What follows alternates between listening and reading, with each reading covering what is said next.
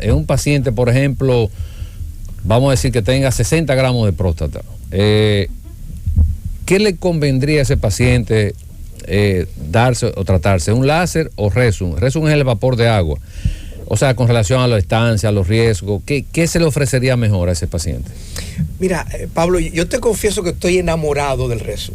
Yo que quisiera que los procedimientos que se hagan sean Resum, lógicamente que, respondiendo a tu pregunta, tiene que calificar, porque la mejor técnica es la que es ideal para el paciente. O sea, muchas veces no es la pasión que le pongamos, y reconozco que soy ahora apasionado de esta técnica, pero tiene que, como tú hiciste una muy buena pregunta, tiene que ser condicionado al volumen glandular. Es decir, tú mencionabas 60 gramos o 60 centímetros cúbicos de próstata, de glándula, porque 1 gramo de próstata es igual a 1 centímetro cúbico de la glándula. O sea, que es lo mismo cuando reportas una sonografía 60 centímetros, es igual que 60 gramos. Ok. Entonces, ¿qué sucede? Cuando el volumen prostático es de 30 a 80 gramos y el paciente tiene una sintomatología de leve a moderada, es decir, que el paciente tiene esos síntomas de dificultad para orinar, caudal o chorro miccional disminuido, necesidad de prensa miccional, es decir, el paciente puja para poder orinar, el vaciado intermitente o el chorro entrecortado en el argot popular nuestro, así como la sensación de un vaciado vesical incompleto. El paciente dice: doctor, yo termino de orinar y siento que me queda orina adentro. O aquel paciente que en algunos casos tiene un lóbulo medio y desarrolla urgencia miccional, es decir, una necesidad imperiosa por ir a orinar. Entonces, en estos pacientes, ese que tú preguntabas de 60 gramos, en un paciente joven que queremos preservar la eyaculación, preservar la función sexual, pero también el otro extremo, Pablo, en aquel adulto o envejeciente que resulta que tiene factores de riesgo cardiovasculares, también el tratamiento es idóneo. ¿Por qué? Porque le vas a reducir. Es un procedimiento que tardamos de 5 a 10 minutos. Es un procedimiento que implica quizá una sedación anestésica. En los Estados Unidos, por un tema de costo, vemos que lo hacen con sedación, incluso con anestesia local. Yo personalmente, y lo comentaba hace un momento, prefiero una sedación como para cuando una persona se va a hacer una endoscopia, exacto, una gastroscopía, una colonoscopía, pues igual, de la misma manera, yo pienso que se puede hacer esto en pacientes de factores de riesgos elevados. Que yo creo que no hay un procedimiento tan efectivo con tan muy buenos resultados y que se realice tan rápido y con bajo riesgo como es esta tecnología. Como tú dices, estás enamorado, estás apasionado con la tecnología, pero también uno de los factores que yo sé que influye en esa parte es el beneficio que se le brinda al paciente, es la disminución de riesgo, y como tú acabas de mencionar, un paciente ya de cierta edad con riesgos cardiovasculares, lo que le conviene es un tratamiento lo menos agresivo posible, lo que tenga la mayor incidencia de complicaciones, de un sangrado. Es un paciente que tú lo operas, vamos a decirlo así, y en 20 minutos está en su casa de nuevo. O sea que yo creo que es un tratamiento que ha venido a llenar un vacío, una necesidad de pacientes que muchas veces tienen ese temor de someterse a un procedimiento.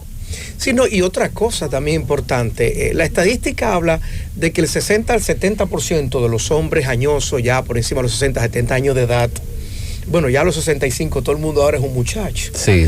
Pero vamos a hablar de aquellas personas ya con una estadística, ahí en esa estadística de un agrandamiento de la glándula prostática, que es el tratamiento definitivo para esto.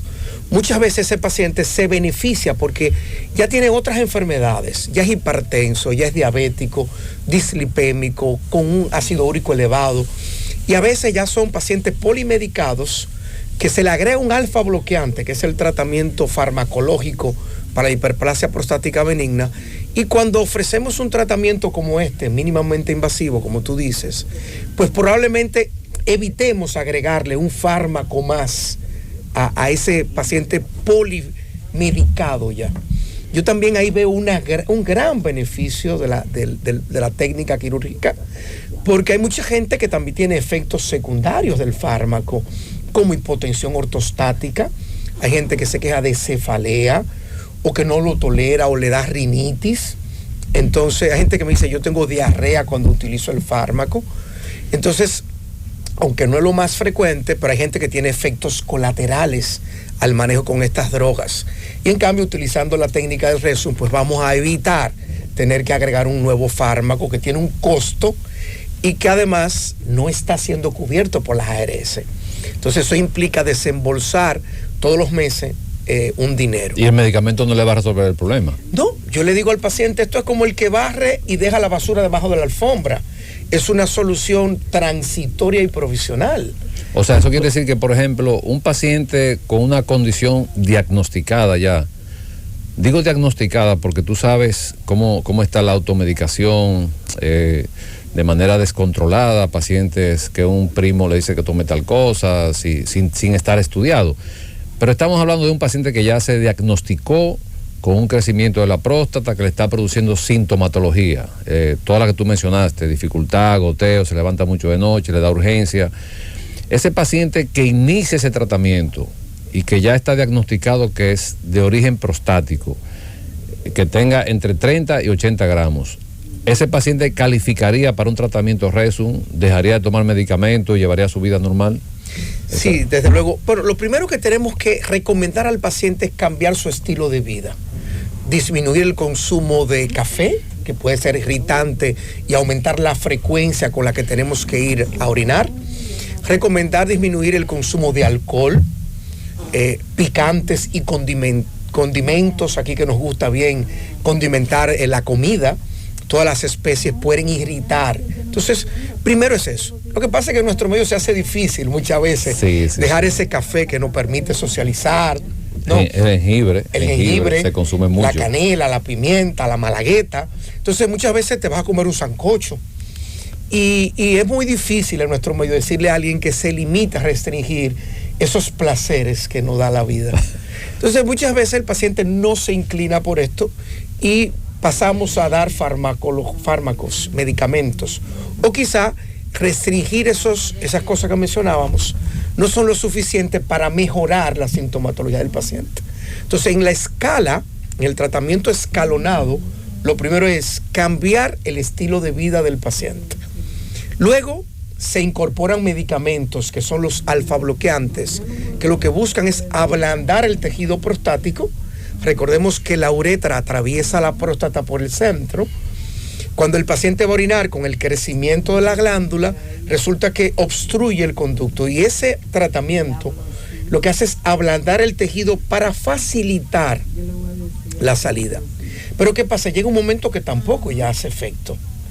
¿Y qué pasa? Yo le pongo un ejemplo a mis pacientes en la oficina, que es como la hipertensión arterial. El detrusor, el músculo de la vejiga, es como un músculo, y como cuando uno hace fuerza y se ejercita, el músculo se hipertrofia. Igual ocurre con el corazón. Cuando tenemos una hipertensión descontrolada, no tratada, la musculatura de las paredes del corazón se hipertrofian. Y aunque se escucha, ese hombre tiene un corazón grande, realmente no es bueno tener un corazón grande. Digo, depende. Depende. Depende del tipo de grandeza. El tipo de grandeza. Sí. La gente que tiene un corazón grande, de verdad, hipertrofia del corazón, se hace insuficiente. Ya. Entonces ya no bombea igual y viene la cardiopatía congestiva. Lo mismo ocurre con la vejiga. Si la vejiga la dejamos, no la tratamos a tiempo, porque también los compromisos hacen que la gente vaya postergando el tratamiento. Y al postergar, lo que ocurre, que esa vejiga va dando más y se hace lo que llamamos vejiga de lucha. Y esa vejiga, igual que el corazón hipertrófico, o sea, se daña la vejiga. Se daña la vejiga porque está haciendo un esfuerzo, se muscula esa vejiga, y entonces, ¿qué ocurre? Que ya no tiene el efecto. Ese paciente, aunque lo operes, ya es tarde. Tiene que someterse a cateterismo intermitente, es decir, a colocarse una sonda para poder vaciar la vejiga. Por lo tanto, independientemente de todo, diagnosticar a tiempo, antes de llegar a esa fase distal de la hiperplasia prostática benigna, es realmente determinante en términos de calidad de vida. En la receta médica de la Z, dejamos dos preguntas al aire, doctor, antes de la pausa, de que si este procedimiento es menos invasivo y si el tiempo de recuperación también es menos que el del láser. Sí, definitivamente es el procedimiento menos invasivo que existe para el tratamiento de la glándula prostática, de la hiperplasia glandular prostática. Y desde luego que su recuperación, el procedimiento tarda, como mencionábamos, de 5 a 10 minutos. ¿Qué sucede? Como eso actúa a través de un vapor de agua, nosotros lo que hacemos es insertar una aguja que emite agua caliente, un vapor de agua a presión, y eso genera una apoptosis, hay una necrosis o una muerte celular que puede tardar el resultado de 1 a 3 meses. Importante, el procedimiento es corto, de 5 a 10 minutos realizarlo. El paciente se va a casa el mismo día, como decía el doctor Mateo hace un momentito, en 20, 30 minutos se puede ir a la casa. Yo habitualmente lo dejo un poco más para ver el color de la orina, monitorizarlo allí, porque generalmente hay un poquito de hematuria rosadita mínima, como color gasolina o vino rosado, que no tiene que inquietar al paciente, ni a la familia desde luego. Se va a casa, por lo tanto un procedimiento mínimamente invasivo, que se realiza de 5 a 10 minutos, pero que el resultado definitivo lo vamos a ver habitualmente en 1 a 3 meses. Ahí cuando el paciente nota. Por lo tanto, ¿qué hacemos? Dejamos el alfa bloqueante, el tratamiento que usaba el paciente. Cuando quitamos la sonda al cabo de unos días, el paciente yo le digo, ¿cuántas pastillas le quedan? Habitualmente, como se compra la caja, le quedan para 2 o 3 semanas. Y le digo, continúe ese tratamiento en lo que entra el resultado de esa vaporización. Excelente.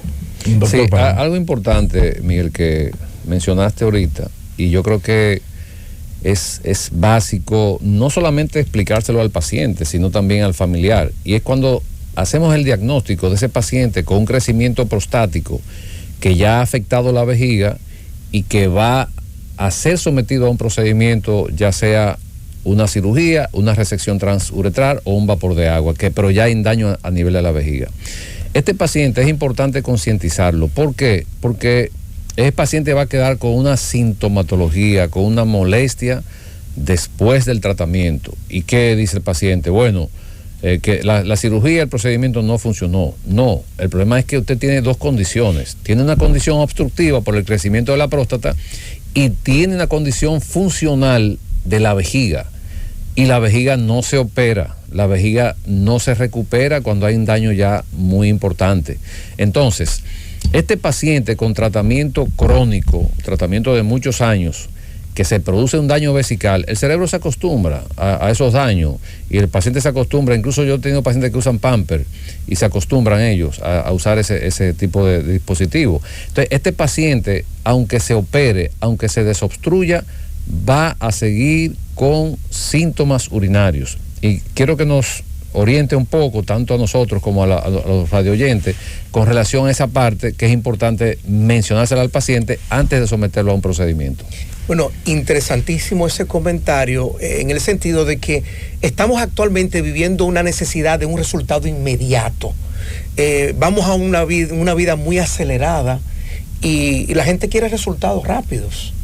Y realmente, yo decía el otro día en redes que no es una varita mágica, que cuando usted se opera pasa siempre por un proceso de recuperación. Entonces a veces el paciente lo intervenimos y quiere que al quitarle la sonda orinar espontáneamente y sin ardor.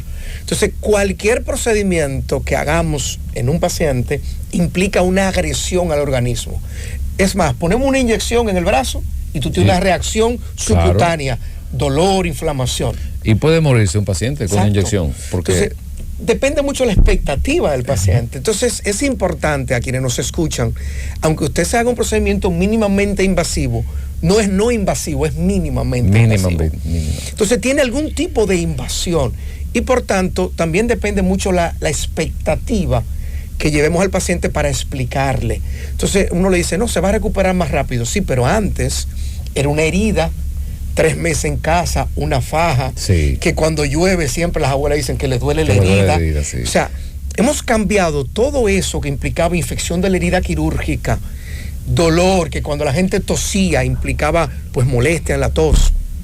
Todos esos síntomas y todas esas consecuencias de una cirugía clásica abierta, a cielo abierto, la hemos reducido ya con este tipo de técnicas que son mínimamente invasivas. El tip urológico de hoy, yo mencioné todas y cada una de los sistemas o de las enfermedades que pueden producir un problema de disfunción. O sea, la mayor parte de la población se concentra en un medicamento, pero ese medicamento sirve específicamente para una condición vascular. No tiene que ver ni con un problema de endocrinología, ni de neurología, ni problemas afectivos, ni cirugía. O sea, la mayoría de las causas de la disfunción eréctil no se tratan necesariamente con estas sustancias que se venden de manera indiscriminada. O sea que esa parte es importante que la sepan, porque el médico tiene que hacer un historial clínico. Un historial clínico es preguntarle al paciente de las enfermedades de base que tiene y en base a eso, pues prescribir, indicar algunos estudios, algunos análisis que nos dan un diagnóstico definitivo y en base a eso entonces se inicia el tratamiento con el paciente. Él preguntaba, volviendo a la pregunta de cómo hacemos el diagnóstico y respecto al diagnóstico, la historia clínica, como comentaba el doctor Pablo Mateo, desde luego que es importante ver si el paciente, por ejemplo, muchas veces tiene un hipogonadismo o una disminución en la producción de andrógenos o testosterona. Hay que evaluar que no tenga un tumor de la hipófisis. Hay que evaluar cómo están esos testículos, el volumen glandular, el volumen del testículo como tal. Muchas veces, y mi favorito es hacer el Doppler de pene. Yo hago mucho Doppler de pene porque me permite evaluar realmente cómo está la vasculatura dentro del pene, que muchas veces, y la mayor cantidad de disfunción eréctil son de origen vascular, aunque hay otras causas. Muy bien, vámonos a una pausa, regreso, continuamos en la receta médica de la Z. Llévatelo, Cundo.